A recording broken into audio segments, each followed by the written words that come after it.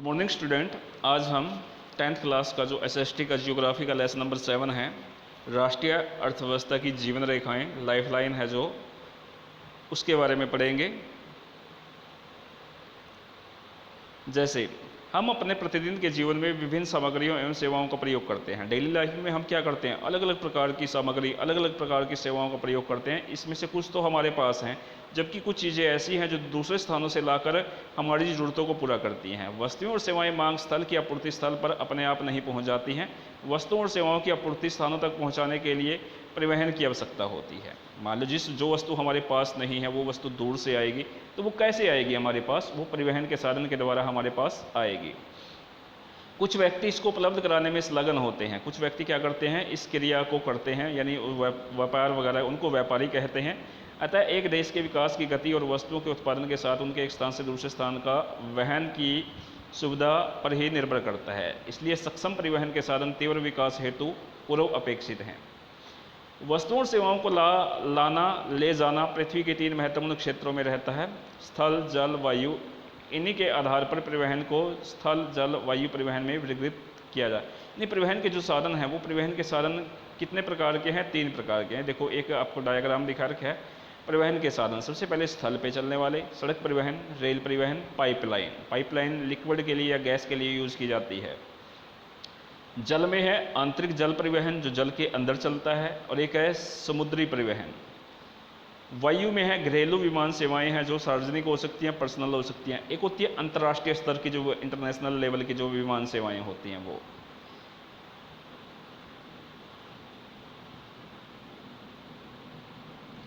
बहुत समय तक व्यापार और परिवहन सुविधा एक सीमित क्षेत्र तक ही किया जाता था। विज्ञान और प्रौद्योगिकी के विकास के साथ व्यापार और परिवहन का प्रभाव क्षेत्र विस्तृत हुआ है।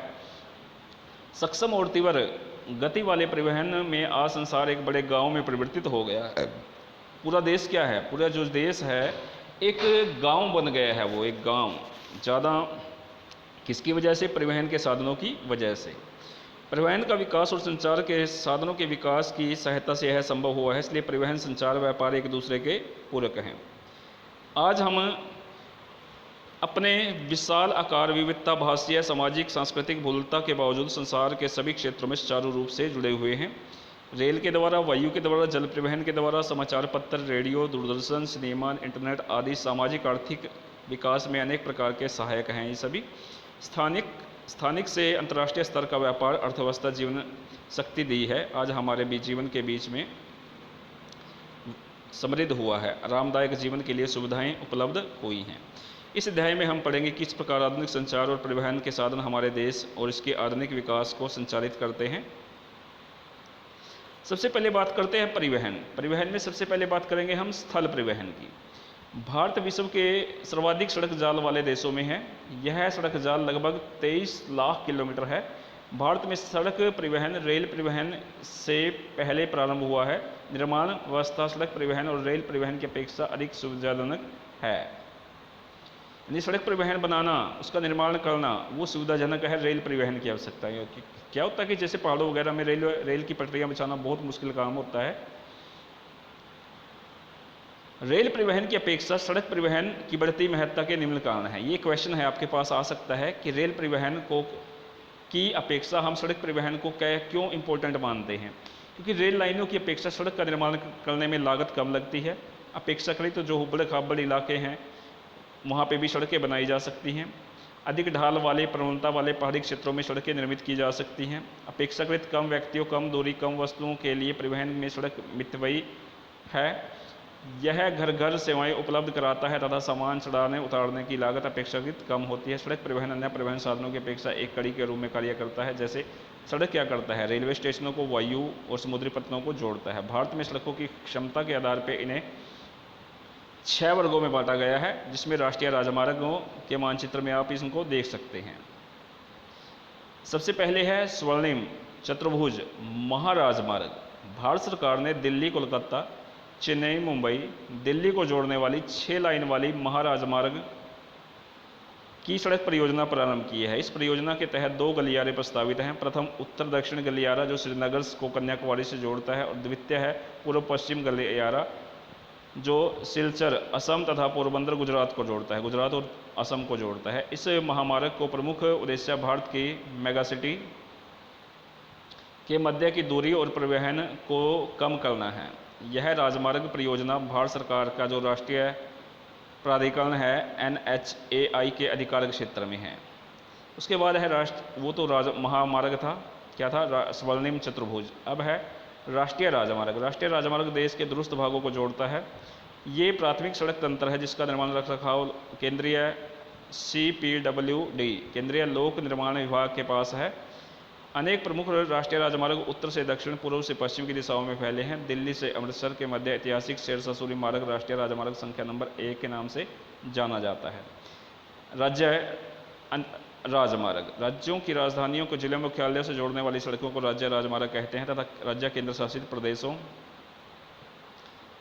क्षेत्रों में इनकी व्यवस्था और निर्माण का दायित्व राज्य के सार्वजनिक निर्माण PWD के पास होता है। जिला मार्ग क्या होता है? ये सड़कें जिले के विभिन्न प्रशासनिक केंद्रों के मुख्यालयों से जोड़ती हैं। इन सड़कों की व्यवस्था का उत्तरदायित्व जिला परिषद का होता है। अन्य सड़कें कुछ होती हैं जो सड़कें ग्रामीण क्षेत्रों को, गाँवों को शहरों से जोड़ती हैं। प्रधानमंत्री ग्रामीण सड़क परियोजना के अंतर्गत कार्य करती हैं ये सारी। सीमांत सड़कें क्या होती हैं?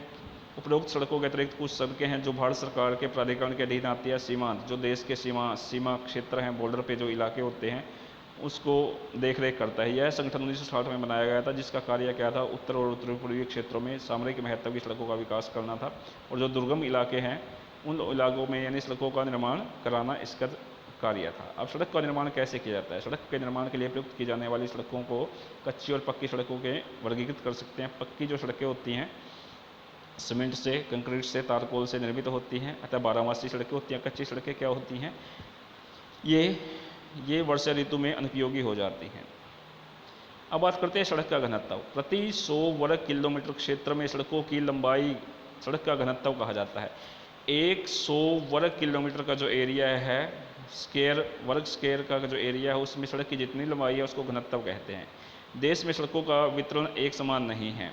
इनका जम्मू कश्मीर में 12.14 किलोमीटर प्रति 100 वर्ग किलोमीटर है, केरला में 517.77 किलोमीटर वर्ग मीटर है, 31 मार्च 2011 के अनुसार है। जबकि वर्ष 31 मार्च 2011 के अनुसार सड़कों का औसत राष्ट्रीय घनत्व 142.68 किलोमीटर प्रति 100 वर्ग किलोमीटर है। भारत के सड़क परिवहन अनेक समस्याओं से जूझ रहा है। यातायात और यात्रियों की संख्या को देखते हुए सड़कों का जाल अपर्याप्त है। लगभग आधी सड़कें कच्ची और वर्षा ऋतु के दौरान इनका उपयोग सीमित हो जाता है। राष्ट्रीय राजमार्ग भी अपर्याप्त है। इसके साथ भी शहरों में भी सड़कें अत्यंत तंग और भीड़ वाली हैं तथा इन पर बने हुए पुल व पुलियाँ पुराने और जंग वाले हो गए हैं, इसलिए सड़कों की मांग का विकास की बात उठ रही है। इसके बाद हम रेल परिवहन के बारे में नेक्स्ट वीडियो में पढ़ेंगे। आशा है आपने यहाँ तक अपने लेसन को समझा होगा।